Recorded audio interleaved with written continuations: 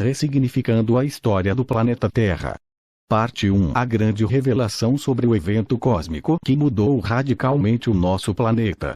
O dia em que a Lua se chocou com a Terra, e alterou o destino da vida sobre nosso planeta. Após este evento titânico, a Terra teve que se adaptar a estas profundas alterações, e a vida sobre ela também. O evento que alterou a linha do Equador, inclinou o eixo terrestre, foi responsável pela separação dos continentes, do tão citado dilúvio, fazendo desaparecer civilizações lendárias em curto espaço de tempo. Este vídeo é uma espécie de resumo do documentário lançado neste canal no início do ano de 2019, com o título Ressignificando a História do Planeta Terra, o evento, parte 1, o primeiro episódio da série. Continuando. É preciso questionar se falta uma parte na história, e sinceramente acho que sim. Acho que existe um episódio esquecido na história humana, e nós somos uma espécie com amnésia. Nós realmente não lembramos quem ou o que somos.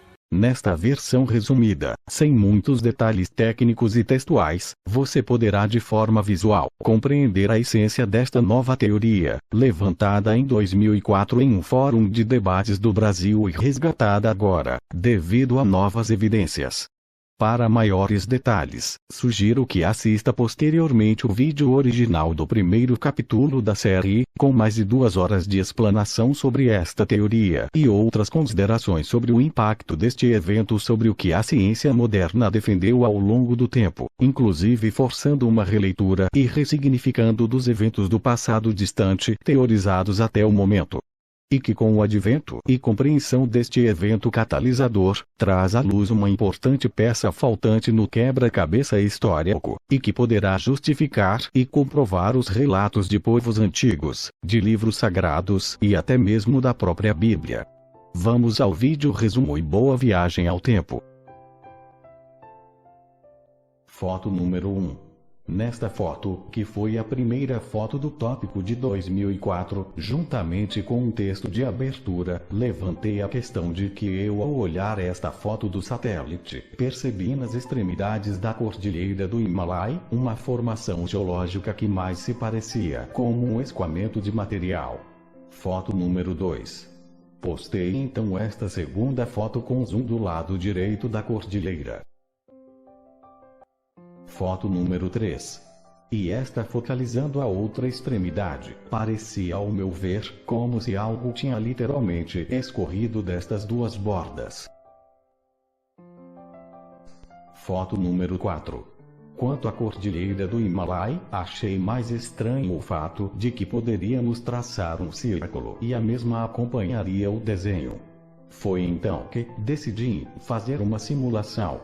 Foto número 5. Reduzi uma foto da Lua, procurando manter uma escala aproximada em relação ao planeta Terra, e ao colocá-la na imagem ampliada, pude observar que parecia que a Lua se encaixava quase que perfeitamente com o relevo que acreditava ter sido formado por um agente externo ao nosso planeta. Foto número 6. E foi aí que, como se um passe de mágica, a Lua se encaixava exatamente neste relevo. Foi com estas sequências iniciais de fotos que começamos o debate em questão, para levantar a hipótese de que nosso planeta tinha no passado colidido com a Lua, ou melhor, a Lua parecia ter resvalado na superfície da Terra exatamente nesta região. Foto número 7. Com a participação dos integrantes do grupo, foi iniciado as conversas, onde foi rebatido de imediato que a Índia é que estaria adentrando nesta parte do continente, havendo criado a cordilheira exatamente por causa deste deslocamento. Foto número 8. Fui então fazer algumas verificações com um software da época, onde eu podia fazer uma espécie de voo virtual por toda a área que estava sendo analisada, inclusive diversos tipos de medição. Foi então verificado que o deserto de Taklamakan, onde alguns diziam que nos tempos remotos, este deserto teria sido provavelmente uma região oceânica, verifiquei detalhadamente o relevo e percebi que parecia uma espécie de prato, e isto não condiz com a teoria de que a Índia, estando adentrando no continente, seria responsável por tal formação. Mas sabendo que a Índia está realmente adentrando nesta região, me veio a pergunta, por que a cordilheira do Himalaia estaria sendo formada, se nesta região poderia ter havido o impacto da Lua? Foto número 9. E foi aí que me veio a resposta. Montei nova figura, onde demonstrava que com o impacto, a Índia inicialmente foi literalmente empurrada rumo ao Oceano Índico. Foto número 10.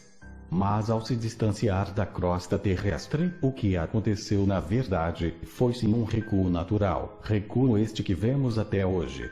Um outro fato me chamou na época a atenção.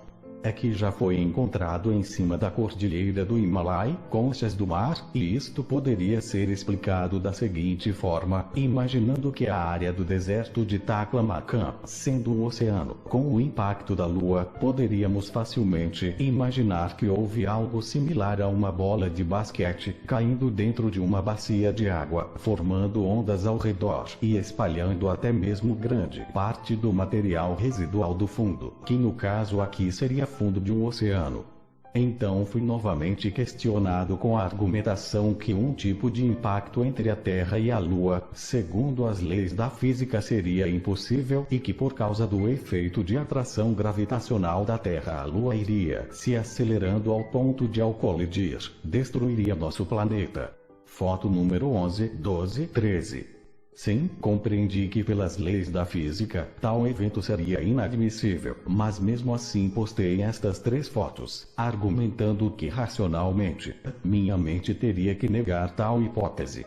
Mas confesso, algo dentro de mim dizia, não, realmente algo do tamanho da Lua colidiu nesta região da Terra, e toda esta formação geológica que se estende por vários lados, são vestígios deste evento cataclísmico.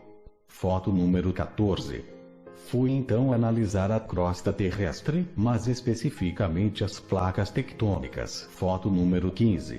Ao observar a placa da Eurásia e a Indo-Australiana, verifiquei que, em determinado ponto perto da Índia, a linha da falha, parecia que nesta região ocorreu uma espécie de cisalhamento, e se realmente a Índia estava adentrando no continente, creio que a posição deveria ser inversa. Encaixando a minha teoria com a posição deste cisalhamento, isto ao meu ver, indicava que a falha ainda estaria retornando à sua posição original, o que deixaria claro que houve uma ruptura devido ao impacto. A Índia teria sido deslocada para o oceano, igual esta descrito na figura, e no sentido das setas verdes, e agora estaria retornando. Comento aqui que no início do ano de 2019, já confirmei o sentido da pressão das placas, e que esta justifica não só o retorno, como também, que em volta de toda a área do impacto, a pressão é incrivelmente simétrica. Figura 2019. Vamos à figura que analisei recentemente, em 2019, e a demonstração das linhas de pressão das placas, indicando que ao redor da zona de impacto, todas as placas estariam fazendo pressão ao redor desta área. Foto número 16. Dando continuidade nas fotos de 2004, nesta próxima foto, verifiquei que o próprio deserto de Taklamakan na China poderia ser a área do impacto, onde houve uma espécie de arrasto antes da Lua se afastar da Terra. Foto número 17. Tracei algumas setas, objetivando facilitar a visualização do que anteriormente chamei de escoamento de material em grande escala. Foto número 18. Demonstrando por esta outra foto que não só o material teria escoado pelas laterais, mas sim parte do oceano supostamente existente por trás da cordilheira do Himalaia, teria formado uma espécie de tsunami. Além, é claro que, um choque desta natureza liberou uma energia considerável, e muito material foi lançado no planeta. Vou aqui postar um vídeo que fiz no início deste ano para ajudar um pouco na visualização do que possivelmente teria acontecido, fazendo a ressalva que não tenho no momento recursos técnicos disponíveis para fazer uma simulação muito precisa, mas creio que a que irei mostrar agora melhora um pouco a questão da visualização. Simulação 2019. Esta é a visão do escoamento de material vista por um ângulo diferente. seguindo o caminho do que classifiquei como o maior fluxo de material, inclusive de material vulcânico, expelido devido ao inevitável rompimento da crosta terrestre, podemos ver que no final do braço que se estendeu até o mar Mediterrâneo, temos a Turquia, que praticamente está localizada integralmente sobre esta região composta por uma grande camada deste material vulcânico que escorreu e posteriormente se solidificou. Já no deserto do Saara, o material lançado foi basicamente areia e sedimentos que outrora estavam no fundo do oceano, que teria sido atingido pelo impacto, um grande tsunami de água salgada e lama, que cobriu praticamente todo o norte da África, inclusive a região onde é a Arábia Saudita, Egito, antiga Suméria, Mesopotâmia, dentre outras que estavam no caminho desta onda gigante de material lançado pelo evento. Seguindo este vídeo demonstrativo, podemos ver que nos oceanos isolados como o Mar Cáspio, por exemplo, onde existe uma espécie de desnível na profundidade, indicando inclusive o mesmo sentido do descarte que o precede, formando uma espécie de praia de sedimentos profunda e progressiva. Olhando agora para outra extremidade onde teria sido expelida também grande quantidade de material. Agora, uma simulação mais recente.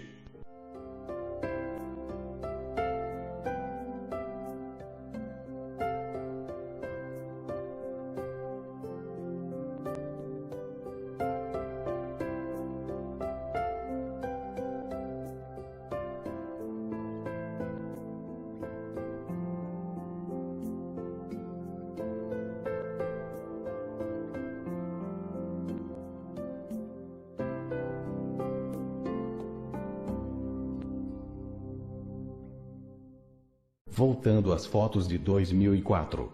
Foto número 19. Vemos por outro ângulo o mesmo fluxo de material causado pelo evento.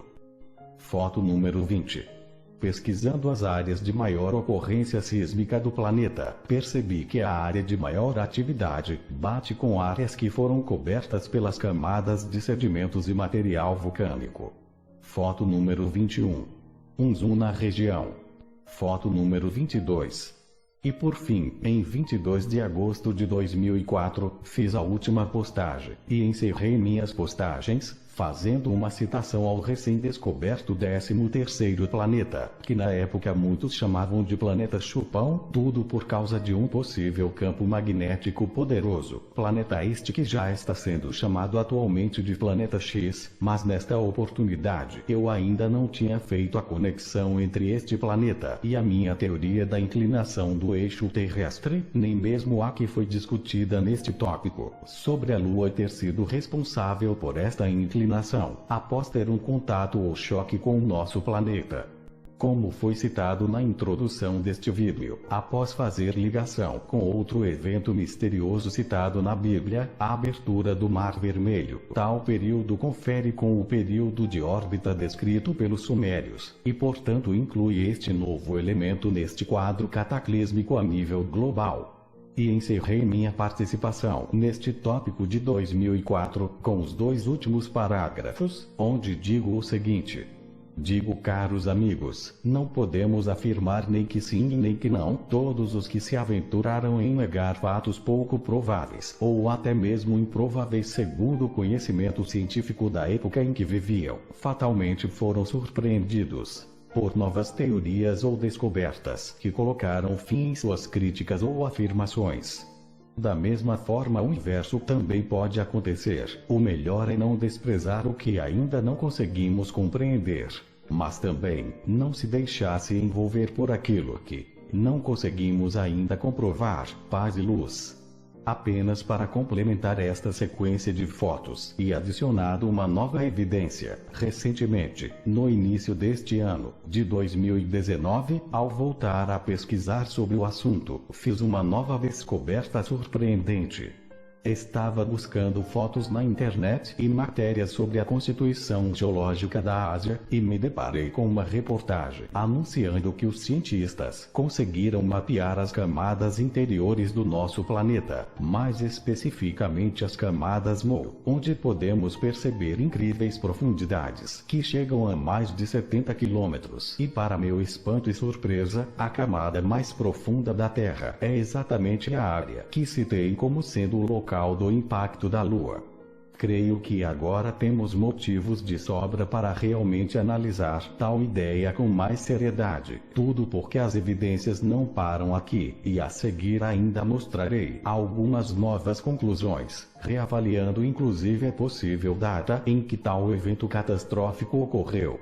A partir deste momento, como tenho absoluta certeza que tal evento cósmico, envolvendo nossa Terra e a Lua, realmente ocorreu, passo a fazer as colocações dentro desta linha de raciocínio, objetivando agora a entender a cronologia dos acontecimentos, sem esquecer que o eixo da Terra, com certeza teria sido inclinado por um choque desta magnitude, que apesar de parecer titânico e destruidor segundo as leis da física, com o concurso do chamado planeta X ou Nibiru, com seu campo gravitacional poderoso, pode ter de certa forma até mesmo entrado em ressonância com o campo gravitacional da Terra e feito com que a aproximação fosse um tanto menos impactante. Falo isto porque tal efeito gravitacional oriundo deste nosso possível visitante periódico poderia ter aberto o próprio Mar Vermelho, com o deslocamento repentino da maré, isto acontecendo na provável última passagem deste planeta, por volta do ano de 1336 AC, período que provavelmente teríamos alterações de clima, erupções vulcânicas e eventos correlatos, justificando até mesmo as pragas do Egito citadas na Bíblia.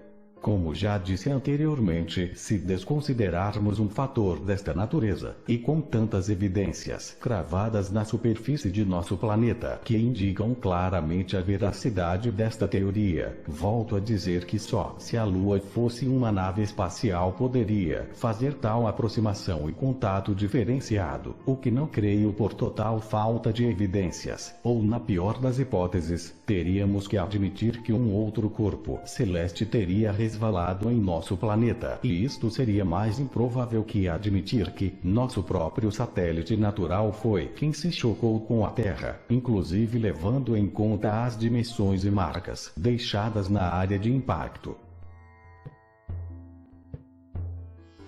Resignificando a história do planeta Terra. Capítulo 3. O eixo do planeta Terra foi inclinado por um evento, onde a Lua se chocando contra a Terra inclinou o eixo terrestre. O antigo Equador realmente existiu? Em que época este evento cataclísmico aconteceu? Atlântida, Lemúria, desapareceram neste evento? Qual a relação do evento com a separação dos continentes? A separação de Pangeia foi antes ou depois? Vamos nesta terceira parte deste mini documentário tentar responder estas e muitas outras perguntas sobre a cronologia dos acontecimentos decorrentes deste impacto da Terra com a Lua, e novamente digo que as descobertas incríveis estão por serem reveladas. A questão é bem simples: como conseguir juntar certas peças deste incrível quebra-cabeça, começando por identificar o evento-chave que desencadeará uma série de novas constatações, revelando que as outras peças do quebra-cabeça acabarão por se encaixar naturalmente. Vamos a partir deste ponto, fazer algumas indagações inevitáveis, que ao meu ver já devem estar borbulhando na cabeça de alguns espectadores, principalmente aqueles que se interessam pela história da humanidade e a verdade dos fatos. É certo que a própria ciência, na questão de cronologia, definição de eras, períodos de transformações na crosta terrestre, etc., tem também elaborado linhas de raciocínio sobre o que teria acontecido no passado. As diversas teorias, que creio que muitas estão bem próximas da verdade, desconsideram no entanto um evento tão significativo como este que trouxe a vocês em primeira mão. O fato é que, por não incluir um evento desta natureza na ordem cronológica dos acontecimentos do passado da Terra, acabam por definir períodos enormes de tempo para justificar alterações na geologia do planeta, a começar pela análise das camadas de sedimentação, atividades vulcânicas, dentre outras. Um evento cataclísmico desta natureza acaba em curto espaço de tempo, causando alterações no nosso planeta que, sem ele, levariam centenas de milhares de anos para que de forma natural, o planeta proceda tais alterações.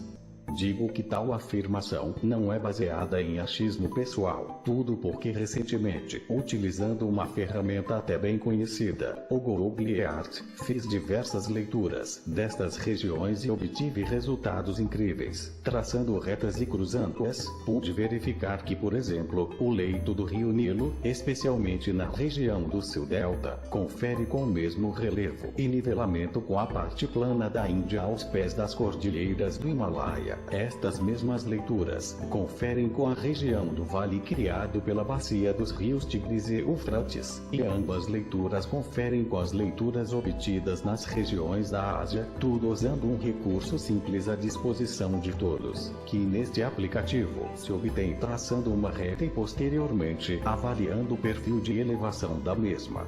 Os resultados desta investigação foram surpreendentes, inclusive ao mapear as duas laterais da cordilheira do Himalaia, traçando duas retas perpendiculares, por onde chamei de zona de escoamento de material.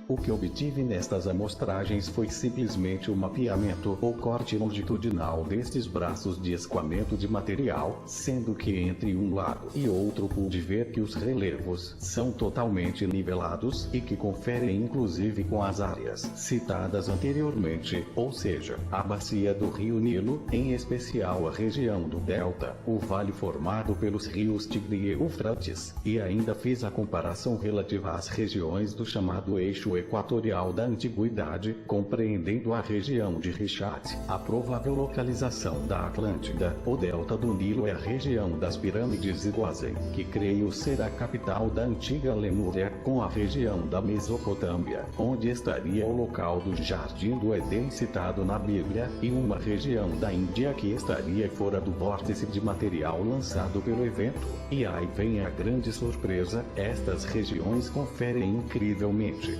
revelando de forma surpreendente, que realmente existe uma capa de material que foi lançado pelo evento, e que aproveito agora para mostrar o resultado destas medições. Vamos ao vídeo. Primeiramente tracei uma linha passando por Richat, seguindo pelo norte da África, passando pelo delta do Nilo e Gozen. Por consequência, por se tratar de uma linha que antes defini como sendo a linha do antigo Equador terrestre, ela segue em direção ao vale onde ficaria a região do Éden, perto do Golfo Pérsico, e terminando na área da Índia, que, como disse, estaria menos afetada pelo descarte de material promovido pelo impacto. Percebam que ao solicitar uma visão do perfil de elevação, veremos que existem regiões, que diríamos já limpas, onde o relevo é idêntico. O restante, correndo as áreas de maior altitude, vemos que compreendem exatamente a área onde houve descarte de material, no caso do deserto do Saara, Egito, Mesopotâmia, e o maior volume de escoamento, que seria onde está localizado o Irã. Logo após na Índia, o relevo volta a tornar-se plano e com leitura equivalente às áreas citadas como áreas posteriormente limpas. Esta é outra evidência irrefutável de que houve realmente uma espécie de revestimento de material nestas regiões específicas, mas que, como disse, o material lançado se estendeu inclusive por outras regiões. E até poderemos verificar posteriormente.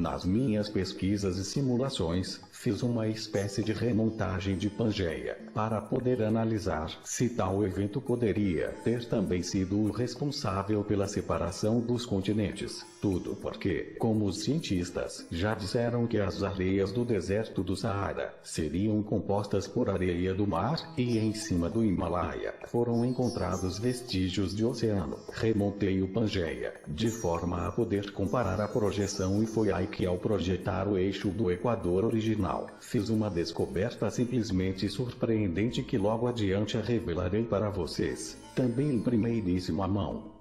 Com certeza ela irá causar até vertigem. Em alguns irá lançar uma nova questão polêmica sobre as civilizações do passado, e por isto mesmo, teremos que rever a cronologia dos fatos, senão teremos que admitir que, segundo as teorias da ciência, existiam civilizações com mais de 250 milhões de anos, o que creio que devemos olhar para esta cronologia com cuidado, tudo porque, mantendo esta cronologia, Atlântida, Lemúria e a tal descoberta que vou revelar daqui a pouco, teriam existido neste longínquo período. Mas como disse anteriormente, levando em conta que um evento deste poderia ter remodelado a superfície terrestre em um curto período de tempo, inclusive nas regiões citadas, teríamos por exemplo as explosões vulcânicas ao redor do evento e em regiões próximas, ocorrendo simultaneamente, inclusive quem sabe podendo incluir mais um grande mistério a esta teoria e a tal descoberta que falei, e que será uma surpresa, é exatamente o vestígio de uma civilização que ocupava uma área perto do Equador antigo, e que com a separação dos continentes a manteve intacta. Muitos questionarão como interligar tais construções, ou esta cidade localizada em outro continente, com as que vemos na área de Pangeia, que permaneceu como fixa e que compreenderia África, Arábia, Índia, enfim, a que poderemos observar mais adiante.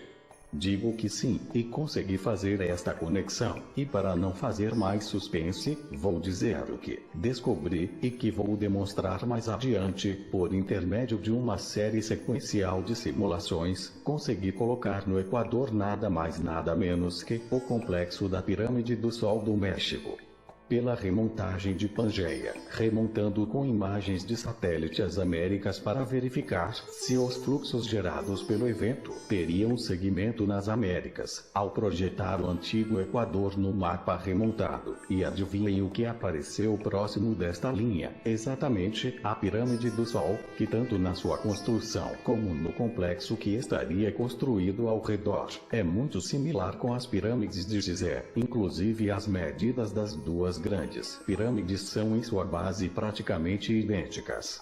Isto liga ambas as localidades ao antigo eixo equatorial, conectando entre si estes dois marcos gigantescos construídos na Terra, sendo as pirâmides de Gizé com certeza o marco zero do planeta Terra, e logo mais mostrarei a série de montagens que me levaram a fazer tal descoberta.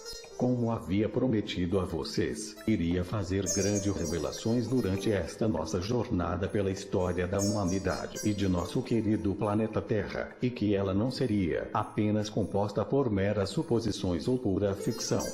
Tudo que está sendo colocado em pauta até aqui pode com certeza ser comprovado aos olhos de pessoas capacitadas para tal avaliação. Eu aqui estou apenas trazendo ao conhecimento público parte de minhas pesquisas e aquilo que considero plausível de se teorizar. Assim vamos continuar nossa viagem pelo tempo e ver novas sequências de fotos, com os devidos comentários e conclusões oportunas. Respirem fundo e vamos ligar nossa máquina do tempo rumo a novas descobertas e novos horizontes.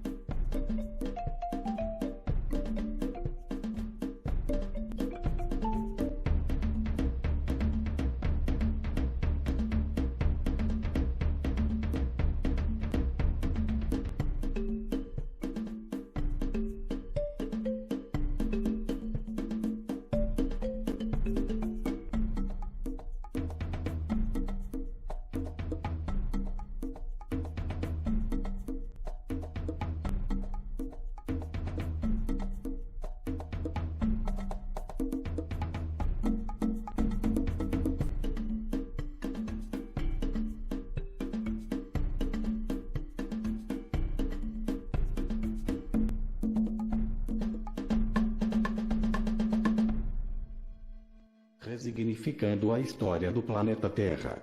Capítulo 4. Final. O eixo do Equador da Antiguidade. O evento cambiano, contato Terra-Lua, resignificando a cronologia e remontando o quebra-cabeça das civilizações. Considerações e conclusões.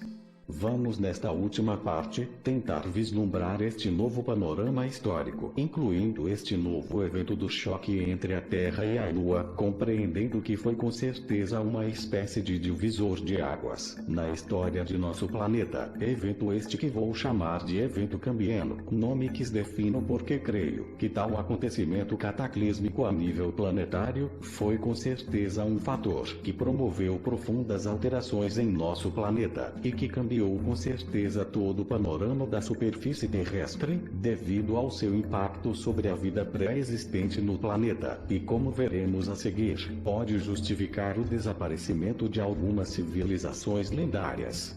Iremos agora tentar encontrar e remontar as peças deste enorme quebra-cabeça, para podermos visualizar as mudanças sobre o que realmente aconteceu em nosso planeta em tempos remotos, dentro desta nova linha de raciocínio e do período que a Terra teve que atravessar. O que chamarei de período cambiano compreende o exato momento em que houve o choque de nosso planeta com seu satélite natural, dando sequência a todos os eventos que se seguiram, se encerrando no momento em que nosso planeta se reestabilizou, só que com uma linha do Equador alterada, fazendo surgir, por exemplo, as estações do ano. Isto gerou alterações no eixo de rotação do planeta e no campo geomagnético, devido à inclinação em relação à elíptica do Sol e demais alterações geofísicas, e que promoveu a própria separação dos continentes. Adianto que, em diversas simulações e avaliando o impacto que tal evento poderia ter ocasionado na superfície terrestre, posso afirmar que, realmente este evento foi responsável, não só pela mudança e inclinação do eixo terrestre, como também pela separação dos continentes e a nova configuração oceânica que podemos observar até hoje.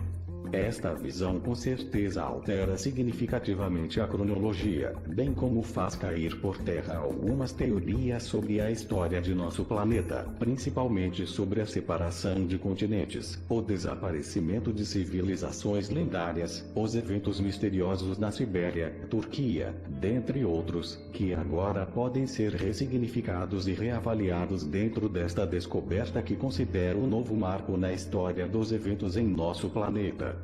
Muitos devem estar se perguntando se este evento poderia ser o que extinguiu os dinossauros, se ter relação com tal dilúvio relatado em vários registros da antiguidade, se poderíamos entender que tudo ocorreu de forma repentina e titânica. Digo que sim, existe com certeza a possibilidade de que tal ocorrência possa de alguma forma reunir em um único evento ou período todas estas ocorrências de forma a se encaixarem diante da sequência dos efeitos e suas consequências naturais, decorrentes de um único evento principal. O Oceano Tétis estava localizado bem no local do impacto, sendo que o Pantalassa estaria localizado no outro lado, como podemos ver nesta figura, que se baseia em uma das teorias sobre como era o supercontinente de Pangeia e a disposição geográfica na época. Assim teríamos uma explicação sobre a origem das areias do deserto do Saara, e que estas seriam camadas de sedimentos que formam uma espécie de capa de cobertura de material oriundo do Oceano Tétis, sendo que, por debaixo destas camadas, como podemos perceber no Vale do Rio Nilo por exemplo, são encontrados solo fértil, e até algumas construções e templos antigos, e que estes poderiam ter sido construídos há 12.000 anos atrás, fato que já foi estudado no caso da Esfinge e o Templo de Osíris, um grande mistério ainda para os arqueólogos e egiptólogos. Agora levanto uma questão muito importante: como podemos ter construções tão grandiosas soterradas nestas camadas, se o Egito só foi unificado por volta de 3200 a.C. ou 2778 a.C. por Narmer, o chamado unificador, e que foi só a partir deste período que teríamos a primeira dinastia e o primeiro faraó? Logo vem a pergunta: quem construiu realmente a esfinge? E se ela é tão antiga, por que a primeira grande pirâmide foi erguida somente milhares de anos depois? Ou será que, se levarmos em conta que tal evento envolvendo a Lua poderia promover todas as alterações que, segundo os cientistas, levaram centenas de milhões de anos, em apenas um curto espaço de tempo? Creio que a cronologia da história do planeta Terra deveria ser revista ou ressignificada. Muitos irão dizer que nada, Pangeia só tinha dinossauros, e o homem somente surgiu há poucos milhares de anos sobre a Terra. E eu diria o seguinte, que este evento realmente aconteceu, independente do período que tenha ocorrido este impacto. As evidências já são muitas, pelo menos as que já consegui reunir, o que se fosse colocar e explicar todas, este vídeo ficaria enorme. Logo, como explicar que por baixo desta capa de material existem vestígios de civilizações? Bem, não quero misturar teorias envolvendo ciência com religião ou textos de civilizações milenares, mas me parece que a explicação deste evento seria mais condizente com estes relatos antigos, e volto a dizer que isto pode ser até validado, caso os geólogos, arqueólogos, dentre outros, passem a reavaliar tal possibilidade. E quem sabe, terão que dar o braço a torcer para o que antes era tido como lenda ou mito. Mas vamos retornar ao nosso quadro geral. Novamente vamos rever agora como ficou o nosso mapa da antiga linha equatorial antes da inclinação do eixo terrestre, para que eu possa fazer algumas colocações. Vamos ao quadro atualizado.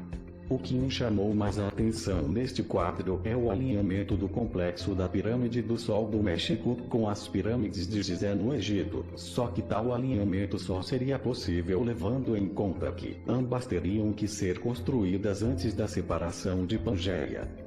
Por este mesmo motivo e pelo fato de que ambas seguem alinhamentos que ligariam de certa forma o planeta Terra ao cosmos, ao meu ver, isto as interligariam por princípios de construção análogos. Não devemos esquecer que, atualmente a Pirâmide do Sol, que tem na sua base praticamente as mesmas dimensões da Pirâmide do Egito, estaria desalinhada, tudo porque com a separação das Américas, houve consequentemente uma alteração com a mudança de posição do México, América Central, em relação ao que não teria sido alterado, que seria o que chamo de um marco zero do planeta Terra, e que demarcaria a própria capital de Lenúria. Isto me leva a crer que, na verdade, a Grande Pirâmide foi construída pelos Lenurianos, a civilização que precedeu e estaria abaixo do Antigo Egito. Isto inclusive pode ser aplicado a outras civilizações que foram, por exemplo, encontradas soterradas e no nivelamento abaixo do material liberado pelo evento. Para aqueles que vão querer dizer que o homem somente teria sido criado após este evento planetário, acho que se entendermos ou constatarmos que existiram habitantes no planeta Terra antes deste evento global, eu diria que teríamos então que admitir que tais vestígios de civilizações só poderiam ser de séries de outros planetas colonizando a Terra. Algo que os chamados conspiracionistas já dizem de alguma maneira, inclusive isto de certa forma consta no livro Eram os Deuses Astronautas. Livro escrito em 1968 pelo suíço Erich von Däniken, em que o autor teoriza a possibilidade das antigas civilizações terrestres serem resultados de alienígenas, ou astronautas, que para as épocas relatadas teriam se deslocado. Neste livro, o autor apresentou como provas ligações entre as colossais pirâmides egípcias e incas, as quilométricas linhas de Nazca, os misteriosos moais da Ilha de Páscoa, entre outros grandes mistérios arquitetônicos. Ele também cria uma teoria de cruzamentos entre os extraterrestres e espécies primatas, gerando a espécie humana. Dizia o autor também que esses extraterrestres eram considerados divindades pelos antigos povos. Daí vem a explicação do título do livro. Já o que apresento aqui neste vídeo são simplesmente novas teorias ou algumas suposições, inclusive a ideia de que os tais Nephilim seriam os dinossauros, mas volto a dizer, constatemos a veracidade da teoria do impacto Terra-Lua e isto certamente forçará uma mudança considerável na nossa forma de avaliar a sequência de eventos, inclusive na questão de datação pela análise das camadas geológicas. Um detalhe importante, percebi visualmente em uma montagem de Pangeia, diante da aplicação de um filtro na foto de satélite, que existe a possibilidade de que nos Estados Unidos, na América Central e até na América do Sul, podemos ter algum vestígio ou projeção dos resíduos lançados pelo evento. Isto talvez explique, por exemplo, os terrenos desérticos nestas regiões, inclusive a quantidade de areia que pode ser encontrada no solo da floresta amazônica, por exemplo. Como disse, tudo isto poderá ser reavaliado diante de uma nova compreensão sobre o que realmente poderia ter acontecido ao nosso planeta, tudo diante de um acontecimento até então inimaginável. Esta é a foto que mencionei, assim concluo nesta primeira parte deste documentário, que realmente houve um evento titânico a nível cósmico. Este evento foi responsável por consideráveis alterações em nosso planeta, inclusive pode ter sido o responsável pelo desaparecimento de lendárias civilizações. Quanto à posição da Atlântida, vejo que esta teoria poderá ganhar força, levando-se em conta que mesmo estando seus vestígios no norte da África, ela teria sido engolida e destruída pelo tsunami de água do mar, lançado pelo impacto da Lua, e isto validaria a ideia de que Lenúria também teria desaparecido, ou como dizem, ter sido engolida pelo mar. E é por este motivo que eu faço a suposição de que a Grande Pirâmide do Egito e a própria Esfinge seriam o vestígio desta civilização. Agora, vou encerrar este vídeo com uma espécie de resumo, algo que ficará com certeza na mente de algumas pessoas e quem sabe poderá até chegar nas mãos de alguém que queira realmente conferir o que aqui levantei ou tentei mostrar de forma muito simples, mas ao mesmo tempo, de forma séria. Antes de iniciar o resumo, vou agradecer por terem me acompanhado nesta jornada, e caso alguém realmente achar que se trata de algo absurdo, como disse no início, faça de conta que estaria ouvindo uma história de ficção. Já que estamos falando de civilizações e eventos que ocorreram na antiguidade, vamos voltar a analisar nosso mapa da linha do Equador, que cortava as regiões onde provavelmente estariam localizadas importantes civilizações.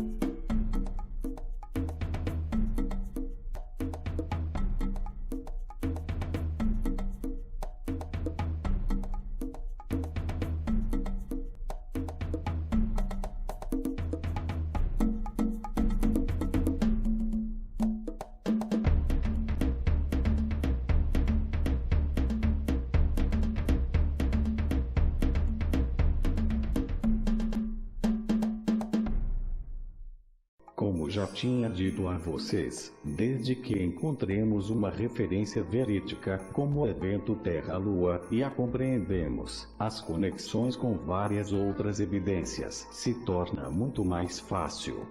Tudo isto indica que realmente passamos por um cataclisma global de proporções titânicas, exatamente conforme teorizei. E tem mais, vejam o norte da América do Sul, exatamente perto da América Central, onde passava a antiga linha do Equador, e que remontando Pangeia, teorizei que pelo fato dos continentes ainda estarem juntos, houve propagação de material nas Américas. Como disse, se colocar todas as evidências que encontrei aqui neste vídeo e explicá-las, este documentário vai durar com certeza várias horas. Aproveitando nossa viagem pelo tempo, vamos dar uma passadinha na possível região onde já foi teorizado que seria a Atlântida, uma região onde podemos ver vestígios muito similares ao que Platão relatou. Comecei analisando algumas características deste local, uma região que tinha água em abundância, e até existem relatos bem específicos sobre de onde vinha toda esta água. Então, dando um de arqueólogo cibernético, comecei a analisar todo o terreno que formaria o chamado Olho do Saara. Logo de cara, uma coisa me chamou muito a atenção, é que parecia que um pouco abaixo da formação do anel central, verifiquei uma espécie de lago formado possivelmente de sal. Lembrei que se a Atlântida tivesse sido engolida pelo tsunami de água salgada proveniente dos oceanos de Tétis, poderia ser algum acúmulo. Fui olhar um pouco mais de perto e percebi que na verdade existia um caminho que levava ao centro da formação de Richat. Parecia que durante um tempo, do meio de uma estranha formação, minou água salgada e esta escorreu pelo relevo e se acumulou na primeira depressão. Dando um zoom e acompanhando este caminho por onde a água salgada poderia ter se originado, veio outra surpresa. Vamos ao passeio virtual.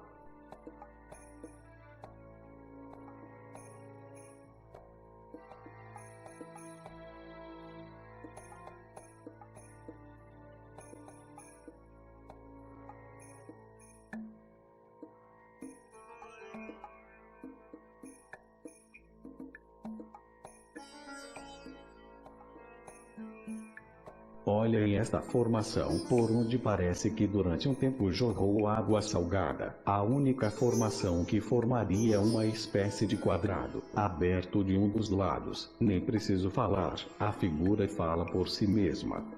Esta estranha e aparentemente simétrica formação, creio se tratar da base ou fundação da fonte de Netuno, que existia bem no centro da cidade de Atlântida. Uma dica para os arqueólogos ou caçadores de cidades perdidas. Creio que se ali escavarem, poderão ter uma surpresa. Se realmente constatarem que ali foi uma espécie de fonte, está confirmado indiscutivelmente a localização da Atlântida, e creio que tal formação pode indicar até vestígios de alguma fundação. Quanto às laterais da cordilheira do Himalaia terem sido zona de escape de material, vou postar algumas medições que fiz para confirmar que nestas regiões houve realmente um fluxo de material que de certa forma escorreu pelas bordas laterais, sendo que o relevo das áreas que ficaram livres deste fluxo teriam praticamente o mesmo nivelamento. Quebrando paradigmas. Agora vamos rever algumas evidências sobre o que realmente aconteceu com a Índia e buscando com esta demonstração visual e medições específicas, quebrar de vez a ideia que a cordilheira do Himalaia teria sido criada devido ao choque entre continentes em acomodação e a entrada da Índia nesta região do continente asiático. Esta é uma argumentação que até o momento foi aceita pelos geólogos e cientistas, e que configura uma espécie de paradigma difícil de ser abandonado. Na busca de justificativas plausíveis sobre a formação da cordilheira do Himalaia, foi elaborado esta teoria, se baseando no movimento das placas tectônicas, e que exatamente descarta a ideia de que nas extremidades desta formação montanhosa o que existe é uma área de escoamento de material, decorrente do impacto Terra-Lua.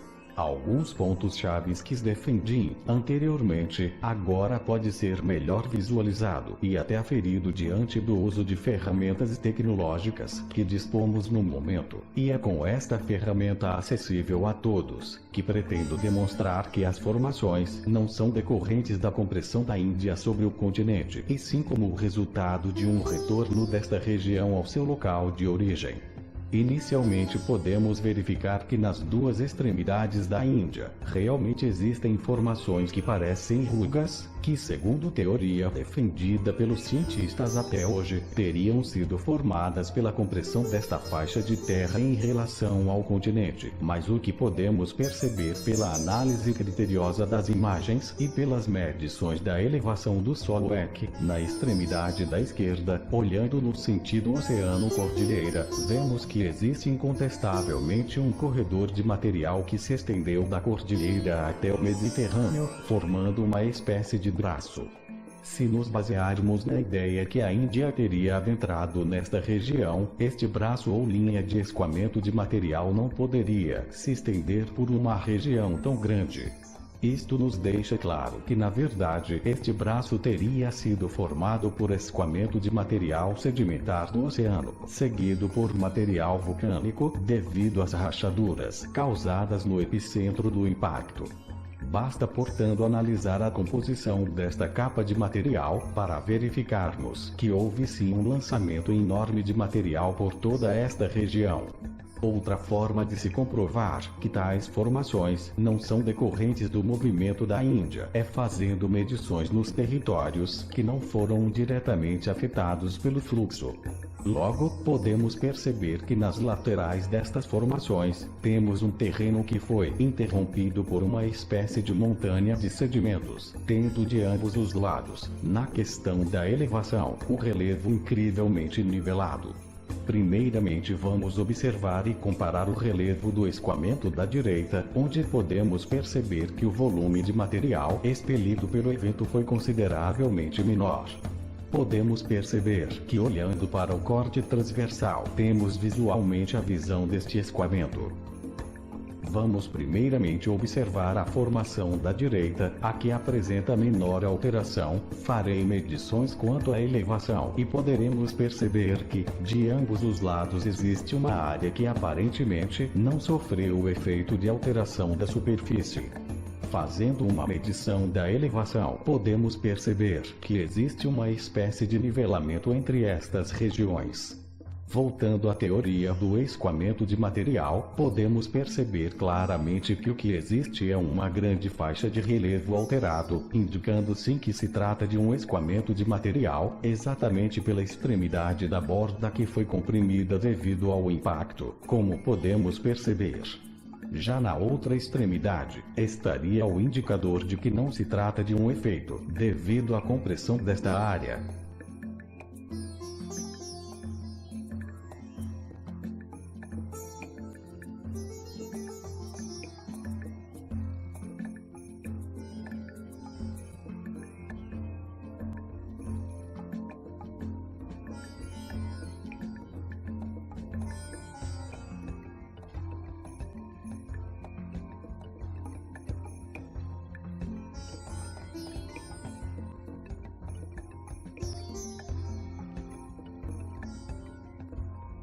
Agora vamos medir duas outras áreas, o nível do delta do Nilo, comparando com o vale do rio Tigre e Eufrates.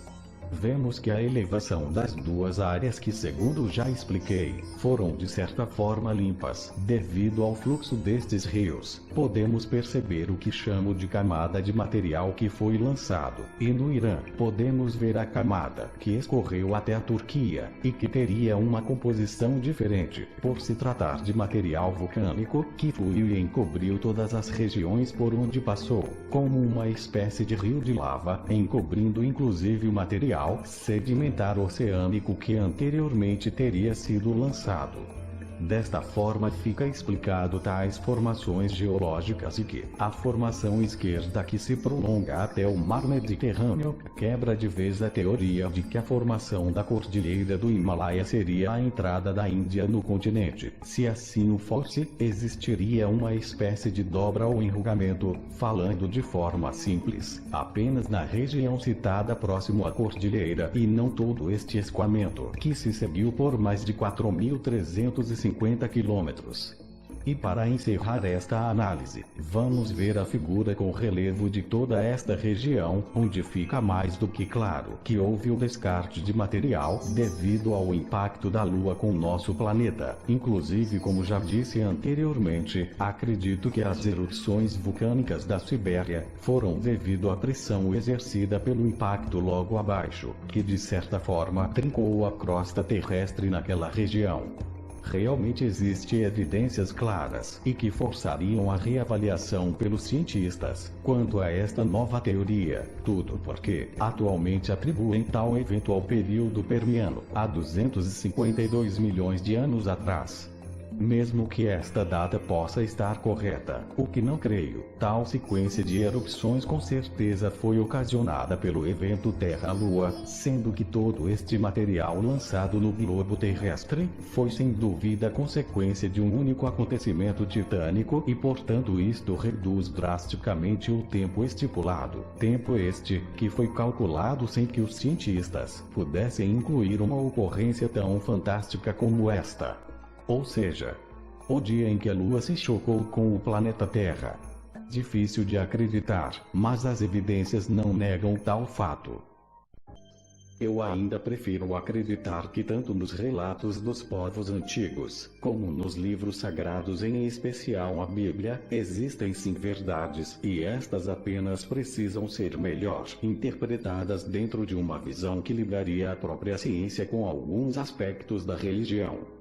Lembrando que no passado uma andava de mãos dadas com a outra, e eu em vídeo futuro vou demonstrar exatamente por quê. Mas isto é outra história. Se você gostou deste vídeo, compartilhe com os amigos. Espero que esta minha teoria possa cair na mão de alguém que se interesse pelo assunto de forma séria e queira fazer as suas próprias verificações, baseadas nos marcadores que apresentei até aqui, e que assim possa até descobrir novas evidências. Jorge Fernando G. Marques, janeiro de 2019.